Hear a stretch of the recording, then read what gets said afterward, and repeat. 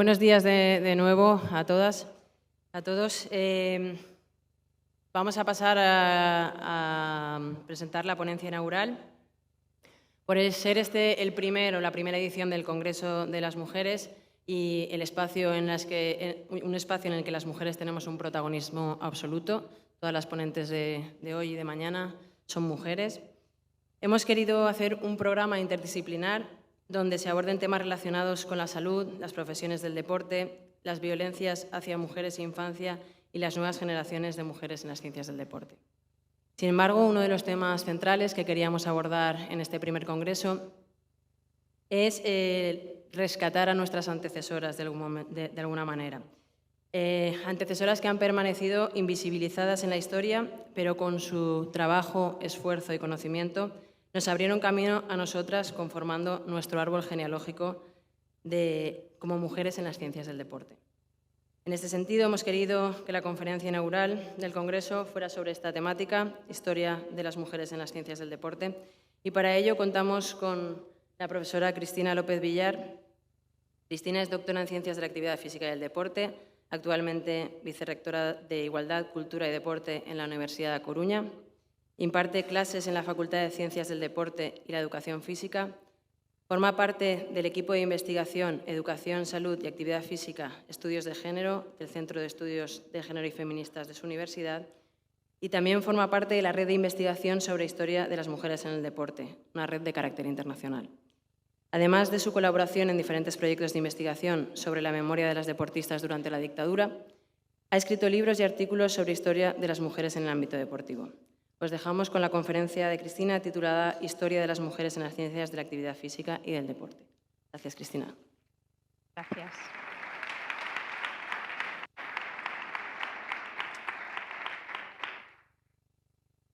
Muchas gracias por estar aquí. En primer lugar, quería agradecer tanto a la Generalitat como a la universidad que me hayan invitado y, sobre todo, a la Cátedra Donay Esport y en la figura de todas las personas que estáis aquí, que algunas sois profesorado de esta facultad, alumnado, así que muchas gracias por todo este esfuerzo, que estar aquí en este pabellón hoy. Creo que somos conscientes, ¿no?, de todo el trabajo que hay aquí detrás.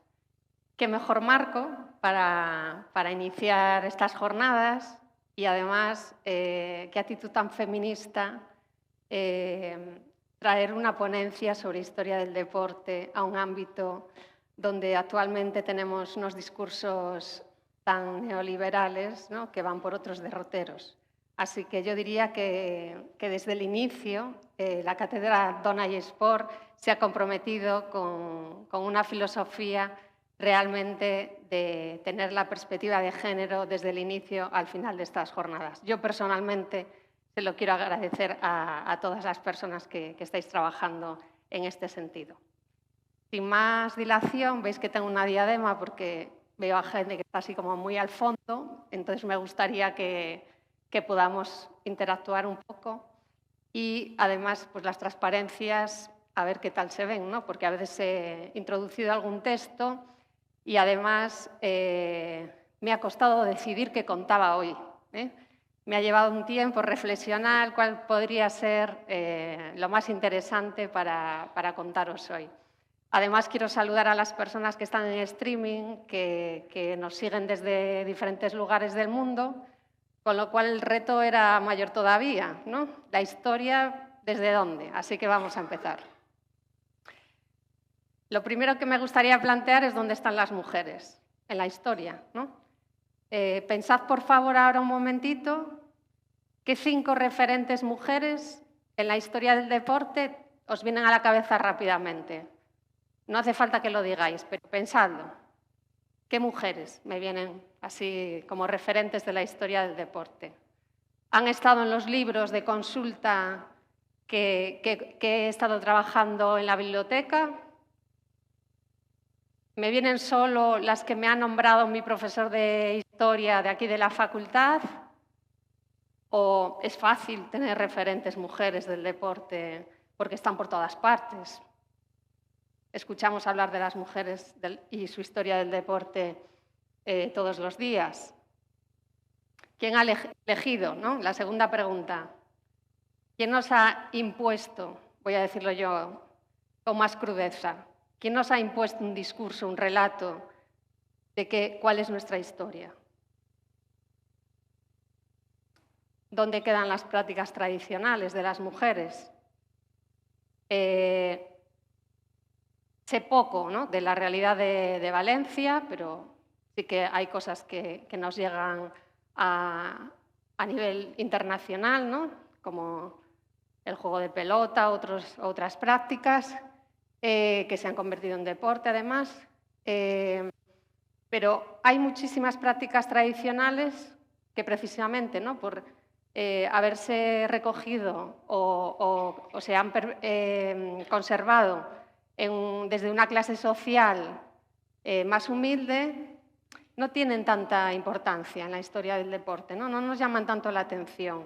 No le prestamos tantas horas para investigar, para recoger esas historias.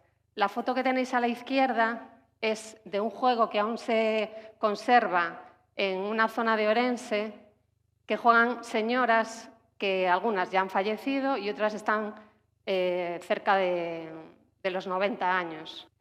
Y nadie hasta ahora se había preocupado en estudiar ese juego.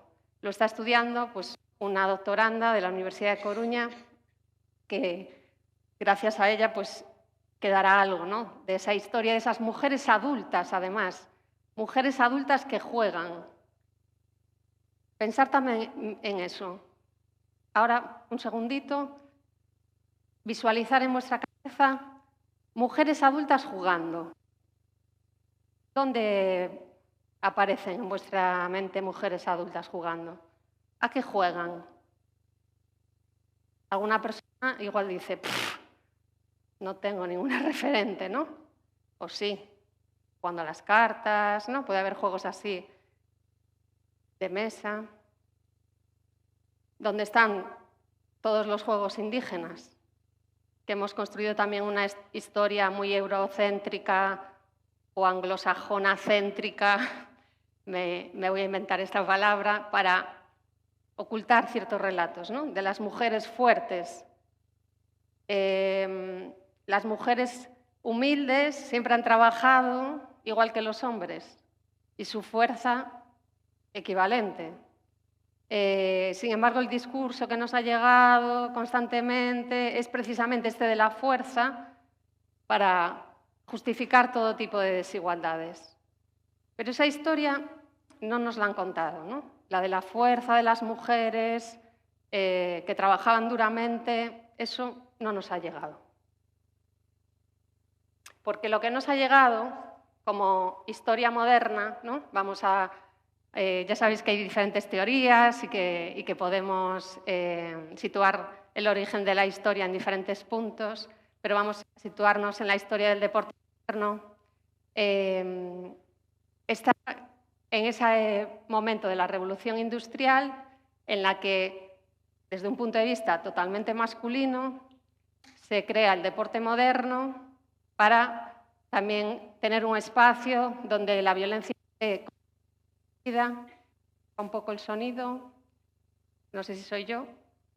Que la violencia esté permitida y además nace el deporte con una visión totalmente elitista, ¿no? Es importante, esto es fundamental, entender que el deporte nace desde una visión en un contexto británico. Somos un imperio, ¿no? Tenemos colonias y esto va a ayudar precisamente a la expansión del deporte, pero al mismo tiempo es un deporte entendido desde un lugar que es racista, es machista, es clasista, y esto es muy importante para entender el lugar que han ocupado las mujeres a lo largo de la historia en el deporte.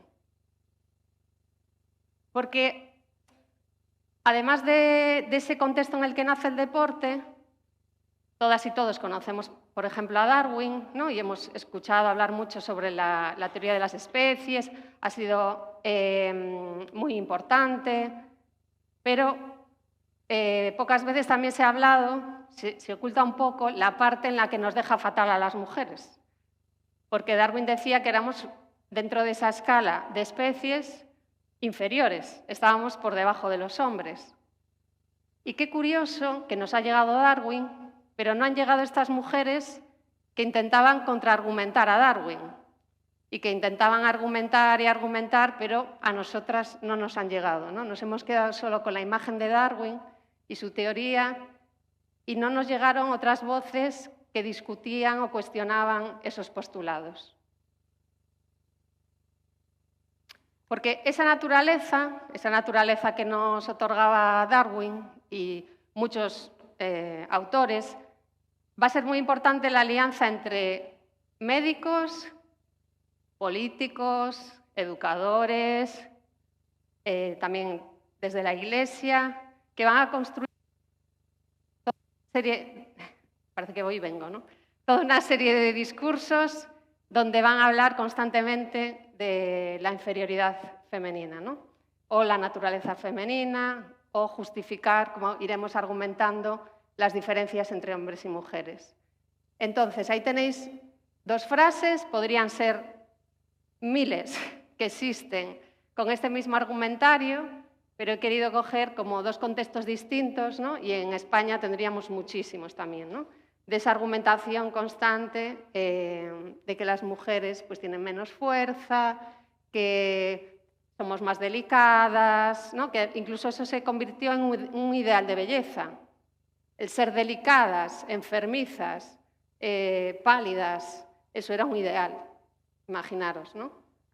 Bueno, también nos ha pasado, no hace tanto tiempo. Ideales de belleza, de extrema delgadez, ¿no?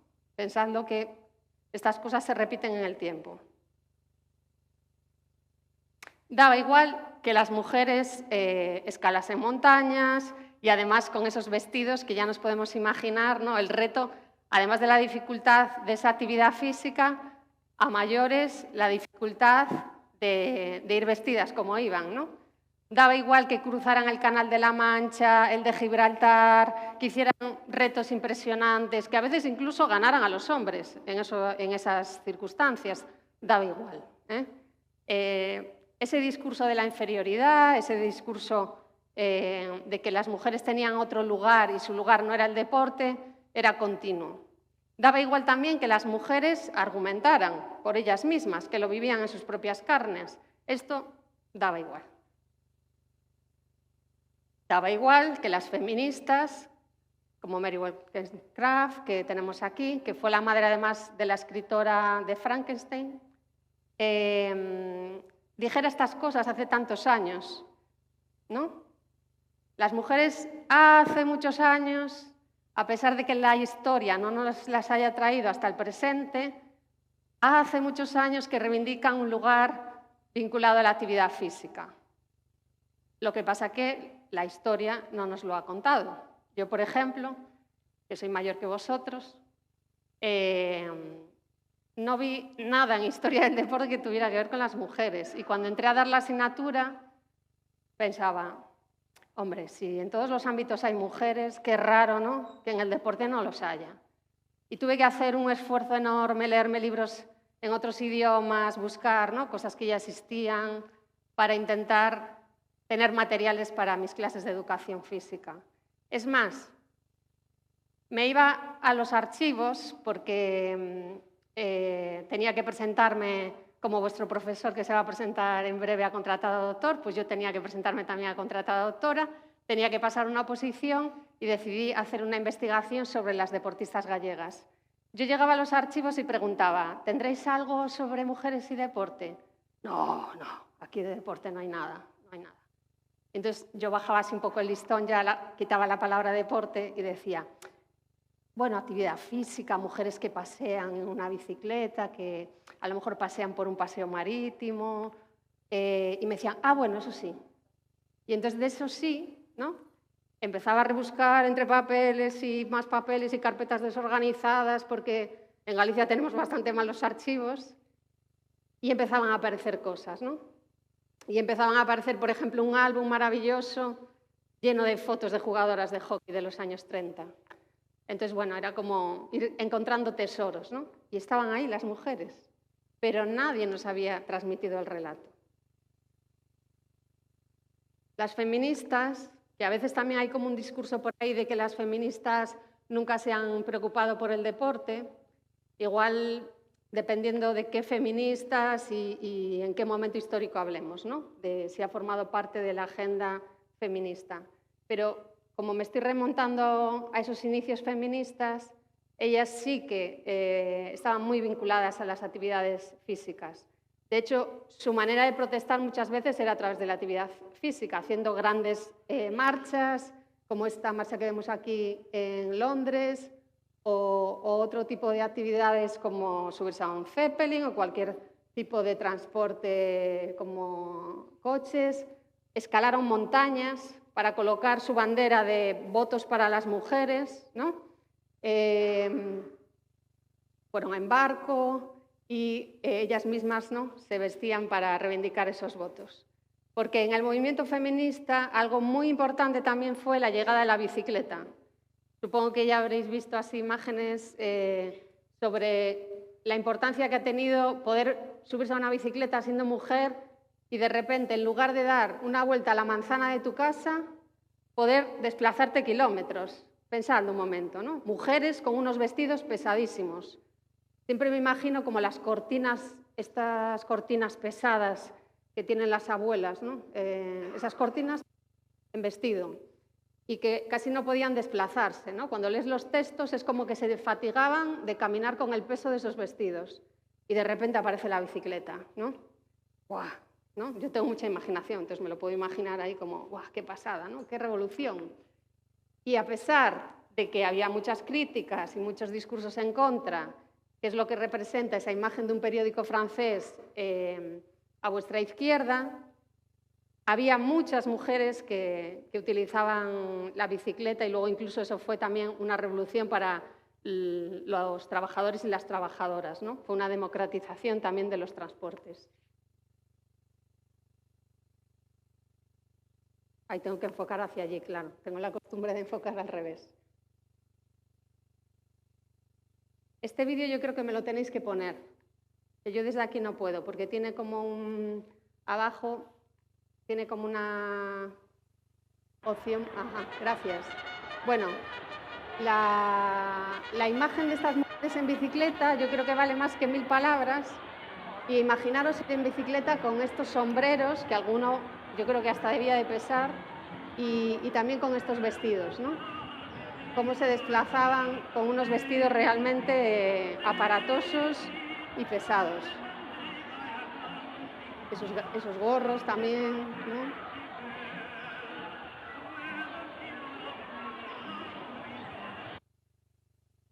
Y como ellas empezaban a andar en bicicleta, para frenar ese movimiento que era peligroso, vamos a inventarnos todo tipo de problemas. Primero, que va a llevar al lesbianismo. Los padres de buena familia, decirles que son lesbianas podía ser peor, ¿no? Podría pasar. Nos inventamos enfermedades, como esa que veis ahí de cara de bicicleta. El cara de bicicleta era simplemente pues, tener como ojeras, estar cansada, ¿no? Pues un mal aspecto, según los que se inventaron esta enfermedad. Pero más enfermedades, como podéis leer ahí. Esto ha sido una constante, ¿no?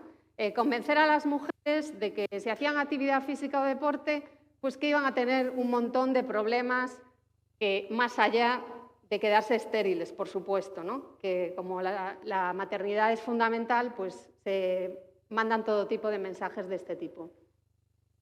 La poetisa Qiu Jin, cambiando un poco para intentar introducir esta perspectiva así más amplia, ¿no? También dentro de ese movimiento de mujeres sufragistas y feministas, era una de las primeras que dio clases de educación física en China y que utilizaba el jiu-jitsu, ¿no? dentro de la formación de educación física y también como una forma de defensa de las mujeres, ¿no? Esto es otra... se me está cayendo. Así, ¿me ayudas? Perdonad, ¿eh? Vale.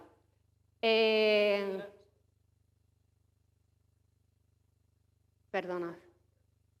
Me tendría que haber quedado quieta, me lo han dicho, pero yo necesito moverme, que soy de Ciencias del Deporte, ¿no?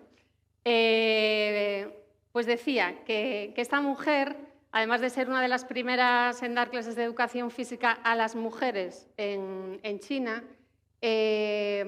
también va a protestar, ¿no?, por situaciones de las mujeres como los pies vendados, que eso impedía hacer actividad física. O sea, siempre tenemos que hacer la lectura desde nosotras, ¿no?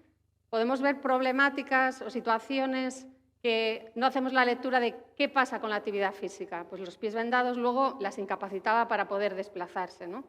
Entonces, ella protestaba sobre este tipo de tradiciones que dificultaban el desarrollo de las mujeres y además, bueno, todo el movimiento de Jiu-Jitsu, que siempre me pregunto, ¿por qué no me lo ha contado el de Judo? No sé si tenéis aquí asignatura de Judo, pero yo en mi facultad, o de, bueno, deportes de lucha o combate, en mi facultad sí que había una asignatura que se llamaba Deportes de Combate, pero que era Judo.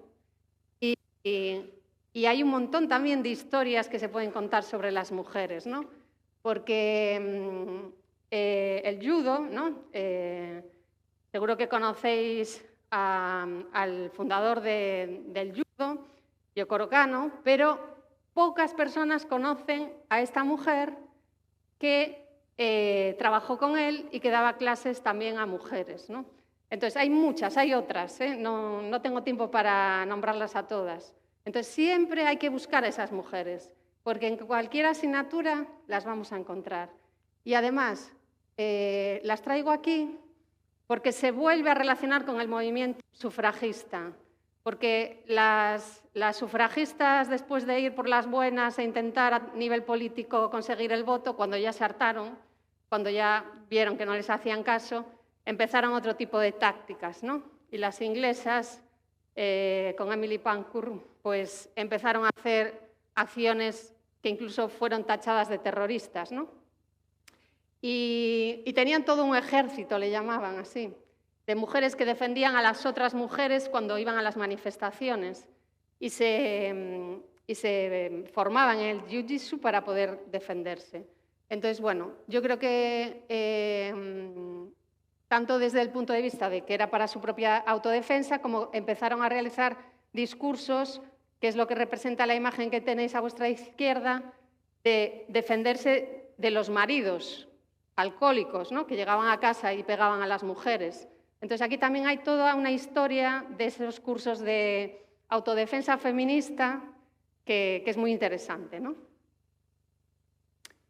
Y ya he adelantado un poco el tema del vestido, que es fundamental, ¿no? Nos podemos imaginar que es necesario que vayan cambiando. Y siempre a estas mujeres, ¿no?, como Amelia Bloomer, que inventó unos pantalones, o a todas las que os podéis imaginar que, como vivían con esos vestidos, reivindicaban un cambio, a esa actitud había siempre críticas. Y es un poco esa caricatura que está ahí, ¿no?, que representa un poco esa crítica a que eran excéntricas, ¿no?, y que eran raras porque se les ocurrían unas cosas, ¿no? La actividad física y cambiar la forma de vestirse es como algo, pues claro, impensable. Hoy en día seguimos con temas de este tipo, ¿no?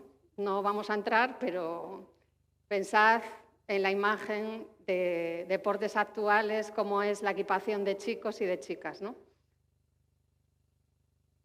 Por tanto, el movimiento Turner, el movimiento gimnástico, tuvo a bien tenernos en consideración, y ahí sí que tenía discursos positivos sobre nuestra participación. Bien es cierto que como éramos el sexo débil, ¿no?, ese discurso de sexo débil, sexo bello, y ellos el sexo feo y el sexo fuerte, lo podéis leer en los periódicos del siglo pasado, de inicios del siglo pasado y siglo anterior. Pues, por tanto, esas imágenes, ¿no?, que incluso alguna, no sé qué os parece, pero a mí alguna me parece muy potente, ¿no? Porque incluso en nuestro imaginario o pensamos en CrossFit o deportes así, o tampoco vemos a las mujeres colgadas en las barras o en escaleras. Y mira que han pasado años, ¿no? ¿Y por qué hemos perdido ese imaginario? ¿Por qué se nos ha borrado? de nuestras mentes.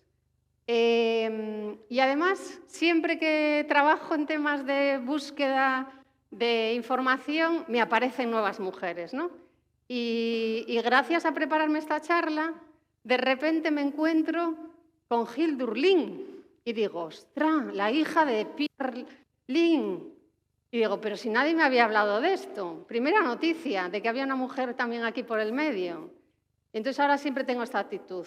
Donde hay un hombre, seguro que hay una mujer. Aunque sea en actividad física y deporte. Si hay un señor que ha hecho algo muy importante, busquemos dónde estaba la señora que ha hecho eso también. Porque a veces incluso es anterior.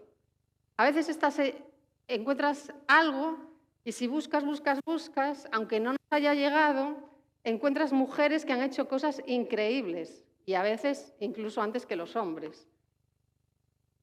Entonces, este movimiento gimnástico, como somos el sexo débil, lo que sí nos proponía era ejercicios de flexibilidad, de postura, ¿no? Movimiento, pero bueno, dentro de una medida, tampoco nos vayamos a pasar, porque en realidad lo importante es esto, ¿no? Lo importante es la gracia femenina, siempre la idea de cultivar la belleza femenina. Este es como el imaginario ideal, ¿no? Esas actividades rítmicas, de danza. Mirad los colegios. No sé si tenéis primos, algún hermano o hermana pequeña, o dais vosotras, igual estáis dando clases extraescolares. ¿A qué se anotan los niños y las niñas? No conozco la realidad de Valencia exactamente, pero me imagino que es parecida a la de Coruña. Totalmente segregado, ¿no? Hay deportes más igualitarios, que hay igual más porcentaje de niños y niñas, pero las niñas de cabeza a deportes de tipo rítmico, ¿verdad? Y ahí, cuando son pequeñitos, encuentras niños, pero conforme van creciendo, desaparecen, se esfuman. Hay un misterio, hay que investigar, ¿qué pasa ahí? ¿No? ¿Cómo es posible que cuando son pequeños les gustan las actividades de ritmo y cuando crecen ya no? Es algo raro, ¿no? Me gustaría detenerme ahora un momentito también en las profesoras de educación física, porque han sido muy importantes. Han ocupado un espacio que en inicio estaba pensado solo para hombres, ¿no? Y también, bueno, pues no puedo hablar de todas y siempre que hablas de algunas dejas a otras importantes, pero vamos a citar unas pocas que nos sirvan así como de imagen de todas las que hay detrás, ¿no? Por ejemplo, Senda Berenson, que seguro que la conocéis, porque inmediatamente después de que se inventó el baloncesto en Estados Unidos, a los pocos años Senda adaptó las reglas del baloncesto original y entonces permitió que muchas mujeres se acercaran al baloncesto. No solo al baloncesto, porque debía de ser muy inquieta, y también trabajando con otra compañera empezaron con el hockey, con la esgrima, que es un deporte que tiene una larga tradición militar y en principio no se veía demasiado bien para las mujeres. Y también me gustaría aprovechar este momento, además al hablar de América del Norte, de dónde están las profesoras de educación física negras. ¿Nos ha llegado alguna? ¿Tenéis alguna referente profesora de educación física negra? Complicado, ¿no? Porque es que cuesta encontrarlas. La primera que parece, ¿no?, que se ha investigado es Anita Turner, que ni siquiera está en esa foto, porque no he sido capaz de localizar una foto de ella.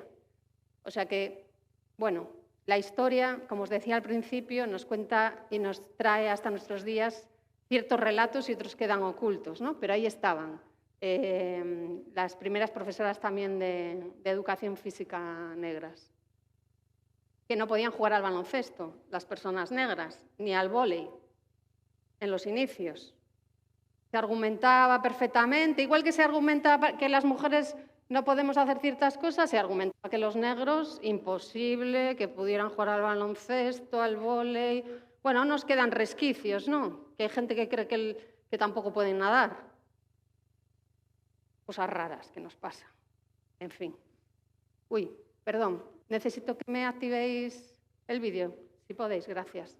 Nada, 2 segundos de ver cómo jugaban al baloncesto, nada que ver con el baloncesto actual.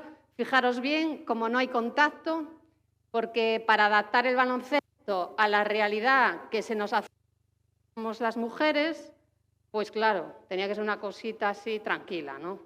Entonces, todos los deportes que se van a mujeres, ahora hablaremos de otro, gracias a esta mujer, siempre son como sin invadir la cancha, sin invadir los espacios, sin contacto físico. Martina Bergman, sueca de nacimiento, pero que vivió muchos años en Gran Bretaña, crea la primera universidad de profesoras de educación física. Va a ser muy importante, porque incluso va a dar lugar, sus alumnas con el tiempo serán las que formen una asociación de profesorado de educación física en Gran Bretaña. O sea que muchas mujeres acompañando y detrás de esta mujer que van a generar pues, una historia de la educación física también fundamental y que adaptan, igual que Senda Berenson, el baloncesto, pues adaptan ese baloncesto a su contexto, crean el netball o korfball, que puede ser que hayáis practicado en algún momento y que cambia un poco de lo que era el baloncesto, pero tiene también esa filosofía que veíamos en la imagen, ¿no? De que no se invade o siempre se defiende a la misma persona, bueno, diferente al baloncesto, ¿no? Esta mujer era sufragista, defendía también una visión de los derechos de las mujeres muy importante y también van a crear un uniforme más cómodo para jugar al netball, ella y una alumna, y este deporte se va a expandir por diferentes lugares del mundo. He querido traer simplemente una imagen de Brasil por el contraste también de cómo iban vestidas estas profesoras de una escuela normal, donde se formaban las profesoras de educación física en Brasil, años más tarde, y por qué es el mismo deporte, ¿no? Otro deporte que se crea en Francia, basándose en el rugby y un poco en un movimiento muy importante del que hablaremos después, que se da en Francia, ¿no? Ahí veis un par de imágenes. Arriba está el periodo en el que se realizó ese deporte, que luego se prohibió. Y como veis, hablo mucho de prohibición, porque realmente la historia de las mujeres en el deporte es de superar barreras y se va prohibiendo directamente, o sea, sin tapujos. Te prohibimos que hagas deporte.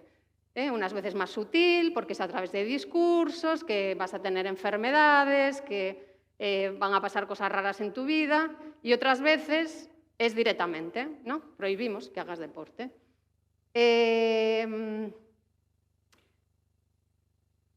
Susan Leyen, que estaba ahí una frase de ella que criticaba al rugby porque no le parecía femenino. Vamos a ver un poquito cómo jugaban al tenis en esta época, si le podéis dar, por favor, al vídeo.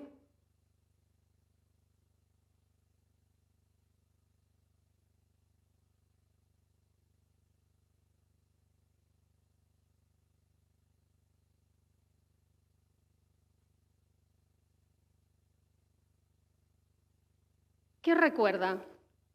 ¿Quién recuerda? Baile, ¿no? O sea, juega al tenis, pero comparado con el tenis actual parece que es algo diferente, ¿no? Es como muy estilizada, levanta la pierna, ¿sí? Entonces, era otra forma, ¿no?, de entender el deporte. Y había, bueno, pues diferentes visiones, ¿no? Había mujeres que se identificaban más con esta visión y otras mujeres que les gustaba jugar al rugby.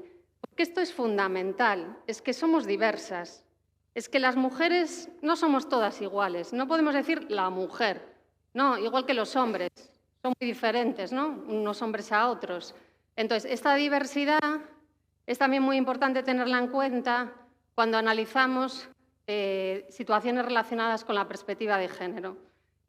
Hay más diferencias intergénero que a veces diferencias hombre-mujer, pero nos encanta marcar las diferencias entre hombres y mujeres. Estamos cada día inventándonos cosas nuevas para más distancia entre hombres y mujeres. Ay, perdón. Es que en clase, claro, tengo que hacerlo hacia allí. Así que la biología lo justifica todo. Justificaba hasta el tipo de aparatos que se podían utilizar o no. Que unos aparatos fuesen para hombres y otros para mujeres, es que, claro, la naturaleza femenina era así y es que estaba clarísimo, ¿no?, que iba a condicionar qué instrumentos o aparatos de educación física se podían utilizar. Es más, justificaba que los hombres fueran directores y las mujeres maestras. Cuidado, que hoy, claro, a la gente joven que está aquí dirán, ¿y esto? Os sonará rarísimo, todo lo que queráis, pero antes de ayer, antes de ayer se justificaba que, por la biología, clarísimamente, pues el hombre era el director de un centro educativo y las señoras, pues, eran las profesoras. Cuidado, que igual no estamos tan lejos. A ver, pensad, instituciones que conozcáis, quiénes están de directores y quiénes ocupan otros lugares. Federaciones deportivas. ¿Qué podemos ver por ahí? Hay excepciones, vamos mejorando, pero fijaros que estoy hablando de una época bastante alejada en el tiempo y lo que nos queda y que nos cuesta cambiar, ¿no? También un poco la reflexión que me gustaría hacer hoy aquí, ¿no?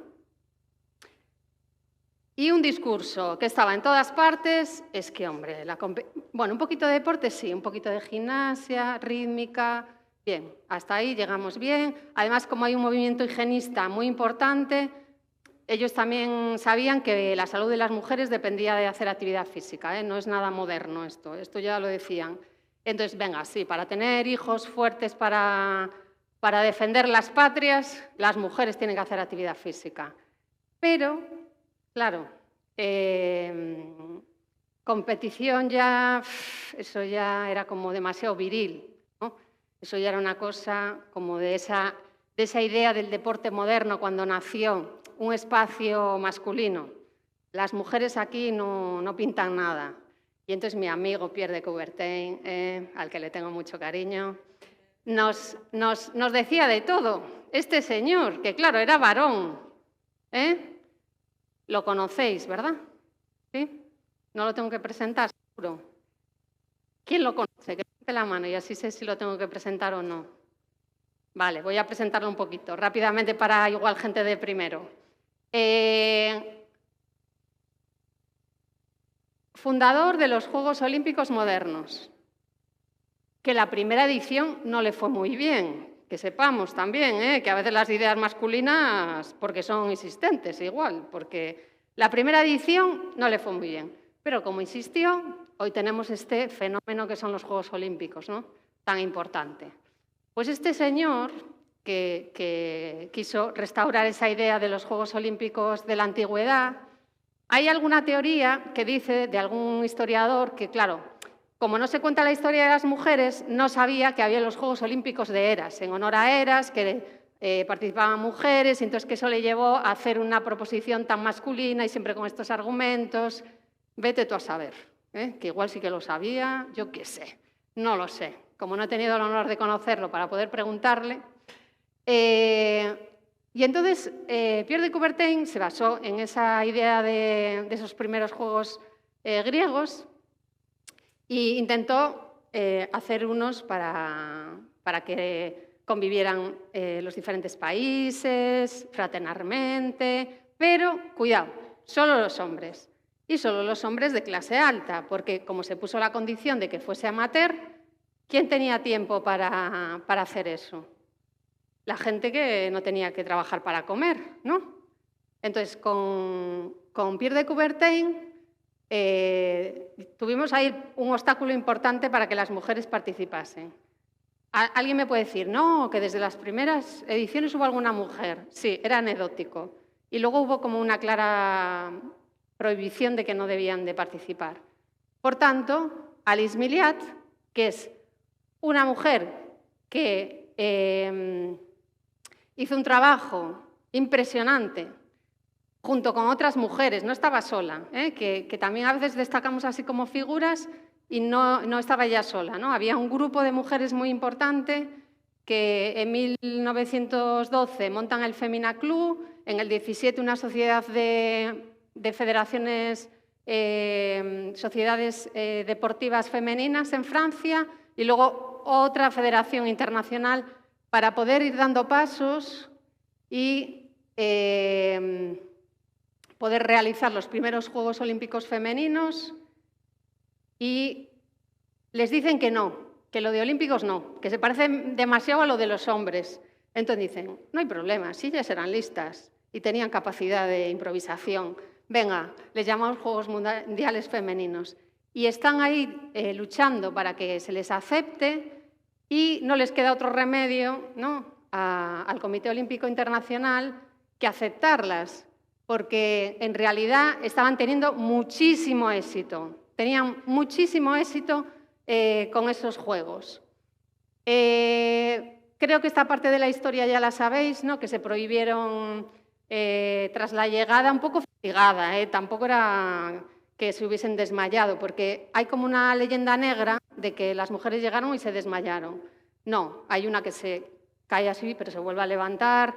La gente que investigó esta época dice que no se desmayó ninguna. O sea, que fijaros incluso cómo perpetuamos leyendas, ¿no?, así en negativo, hacia las mujeres. Y cómo siguen, ¿no?, años después, la necesidad de luchar por nuestro lugar en el atletismo. Porque, cuidado, es que el atletismo era un lugar donde se reconocía la fuerza, ¿no?, de los hombres. Y en todo caso, que fuesen las mujeres de clases más bajas, ¿no?, que no era como un lugar ilustre para las mujeres de clase alta. Entonces, bueno, los Juegos Olímpicos tenemos muchas historias, ¿no?, y anécdotas, como cuando esta mujer, Zhang Xiang, gana el tiro al plato que era mixto, y entonces no sé qué les pasó a ellos, y dijeron, ¡oh, esto no se puede soportar! ¿Cómo puede ser que una mujer gane a un conjunto de hombres? A partir de ese año 1992, que aquí fue muy importante, ¿no?, los Juegos Olímpicos de Barcelona, desaparecen las mujeres de esta competición y no vuelven hasta Sídney. Alucinante, pero cierto. Feministas españolas también tenemos unas cuantas que han reivindicado el deporte y las mujeres. Creo que aquí era necesario traer a Carmen de Burgos, ¿no?, por su vínculo con Valencia, pero había muchas más. Siempre el discurso, ¿no?, de la función sagrada de la mujer, la maternidad, que ya os he adelantado antes. El fútbol era como un espacio también muy varonil en nuestro contexto europeo, ¿no?, y donde les costó mucho a las mujeres poder entrar, y este se considera el primer equipo que además su presidenta era una escritora escocesa de renombre, y son mujeres todas que merece la pena conocerlas porque tienen una historia detrás muy interesante. Aquí hay otra prohibición, ¿no? Hay otra prohibición de la Federación Inglesa que en 1921 prohíbe a las mujeres jugar al fútbol, pero explícitamente. En el 41, en Brasil, también se prohíbe a las mujeres, y así, ¿no?, prohibiciones. El fútbol siempre es un lugar interesante, por eso aparecen mujeres ahí curiosas, ¿no?, que en Galicia tenemos un caso de Irene, en Huelva a una mujer, la mujer de la derecha es Ana Carmona, que vestía de hombre para poder jugar. Es que las mujeres han tenido que hacer esto también para poder estudiar, ¿no?, para poder entrar a espacios que estaban vetados. La feminidad fundamental, hay que cuidarla, ¿no?, esa idea de la belleza que decíamos antes, y vamos poniendo frases de distintos autores, y hay muchísimas, y ellas contestaban, También lo importante es que ellas contestaban. Aquí no nos podíamos olvidar de las raquetistas, por supuesto, en honor al lugar donde estamos, y toda la historia que hay detrás, que nuevamente no consiguió de todo prohibirlo, pero bueno, ¿no?, hubo ahí también por parte del régimen franquista y en la figura del general Moscardó transmitir esa idea, ¿no? De que no, después de que habían estado en México, Cuba y de gira por todo el mundo, pues de repente dicen que no pueden jugar, ¿no? Y estos discursos son cíclicos, que es con lo que quiero ir terminando, ¿no? Me gustaría que también a la gente joven no se les olvide que hay cosas que hemos comentado hoy que están presentes, que nos llegan hasta a nuestros días, pero luego los discursos son cíclicos y saldrán por un lado o por otro. Pero, ya para terminar, estas dos imágenes de vuestra izquierda es una obsesión que tengo. A día de hoy, esto de la bicicleta de mujer y de hombre, cuando hemos visto que la barra baja era porque llevaban esos vestidos victorianos, que era imposible subirse a la otra, ¿cómo es que llegas a una tienda y te dicen, ¿de mujer o de hombre? ¿Cómo es que seguimos con esto después de tantos años? Pero es más, es que la ciencia ahora nos está vendiendo, que es la imagen de la derecha, que ya han hecho unos estudios ergonómicos que demuestran que el modelo bicicleta mujer tiene que tener estas características, el modelo bicicleta hombre estas otras. Ah, claro, como que todos los hombres miden 1,90 y pesan no sé cuántos kilos, ¿no? Somos todos iguales. Hombre, por favor, ¿no? Me puedes decir cuánto pesas, cuánto mides, y entonces irá mejor una, la otra, pero no de hombre y de mujer. Y encima, súper científico, ¿no? Como se creían científicos aquellos médicos que hemos nombrado al principio, ¿no? Así que lo último que me gustaría transmitir es que tenemos que renarrar la historia. Os necesitamos a todos vosotros, chicos y vosotras, chicas. Sobre todo a los chicos, necesitamos bastantes que vengan también a trabajar en la historia del deporte para contarlo desde otro lugar y rescatar esas historias que están ocultas. Muchas gracias.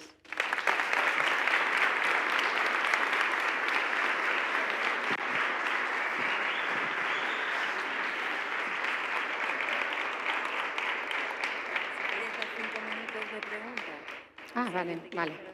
Me dicen que hay tiempo para, si alguien quiere hacer alguna pregunta, pues que hay como 5 minutillos. No sé si alguien preguntas o compartir experiencias, ¿no? Sí, van a pasar un micro. O si no me dices la pregunta y yo la...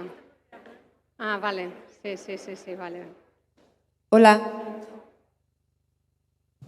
Buenos días, gracias. No es una pregunta, es una observación, ¿no? Efectivamente, creo que todo lo que has comentado lo tenemos tan normalizado que quizás no tenemos más que levantar la mirada y ver cuáles son las imágenes que están. Y no es solo aquí, tenemos otras facultades con las imágenes masculinas, ¿no? Así que, y bueno, con las bicis, pues que nos falta el portabebé en la bici de las chicas, ¿verdad? Muy bien. Nada, una pequeña observación. Muy bien. Gracias. Bueno, gracias.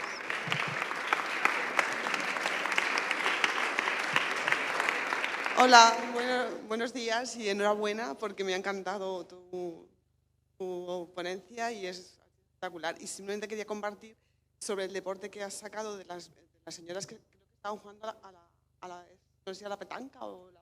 Es diferente a la petanca. Se llama bugalliña. ¿Sí? Y es un juego que las agallas de los robles, esas bolas que nacen, que es como un parásito que crea esa bola, han ido evolucionando y ahora son unas bolitas pequeñas de madera. No es petanca, pero bueno, es pues, por ahí. No, y entonces quería compartir que justamente este fin de semana he estado en un pueblo de Tarragona que se llama Segur de Calafell, que es de la playa, y me llamó la atención de ver a mujeres mayores que se creaban grupos en la playa marcando los campos y muchas mujeres mayores jugando a ese juego y me llamó la atención. Y simplemente era compartirlo por la compañera que has dicho que estaba investigando sobre ese tipo de juego. Gracias. Y espero que tampoco se pierda. Y enhorabuena por todo. Gracias. ¿Alguien más? Si no, cerramos el bloque. Aquí hay una persona. Bueno, quiero darte la enhorabuena porque nos lo hemos pasado bomba y nos hemos sentido muy identificadas y hacer un comentario que sería casi para esta charla y enlazar con otras muchas.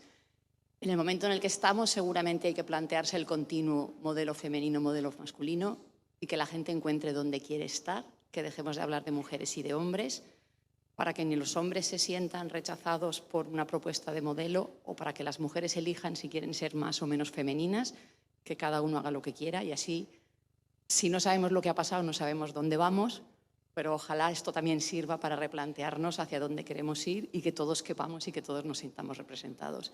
Enhorabuena y espero que mis alumnos hayan vivido o visto muchas cosas porque esto hace mucha falta. Gracias. Sí.